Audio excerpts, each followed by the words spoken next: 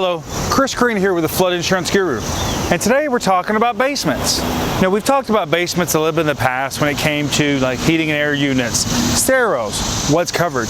Well, today we want to talk about how basements are impacting your flood insurance and how they could impact them even more going into the future. So we want to talk about really 4 types of basements today. We're going to talk about a fully subgrade basement, a walkout basement, a finished basement, and an unfinished basement. So let's talk about those 4 types of basements and how they impact your flood insurance rates.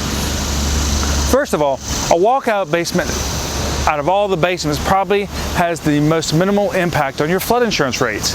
And the reason for this is that not all sides of the basement are below ground. So as you know, with flood insurance, the further you are below ground and below the base flood elevation, the higher your premiums generally are going to be. So when it comes into a walkout basement, that's what you want to take a look at. You know, this is going to have a minimal impact. Not only that, but sometimes a walkout basement, depending on how the different levels of grades fall along the different sides of the house, could actually be considered a slab. We just had a customer last week whose foundation was rated wrong on their flood insurance policy, and it saved them about $2,000 a year. Because even though somebody had put that it was a basement, it wasn't truly a basement because of the way the house was built. So this is something you want to pay attention to. Now let's talk about just a full below grade, full basement where all sides are below ground.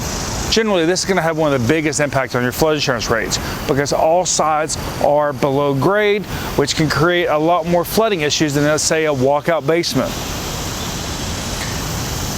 Now, when it comes to finished and unfinished, the way these things play out on your flood insurance rates is really when it comes to coverages.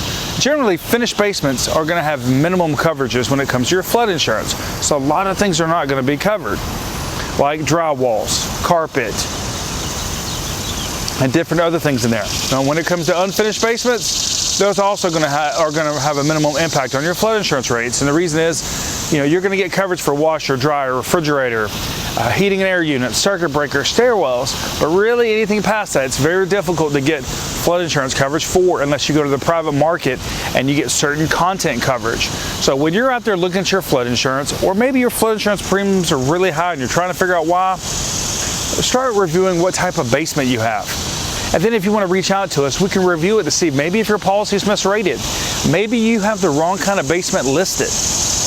You can visit us at floodinsuranceguru.com.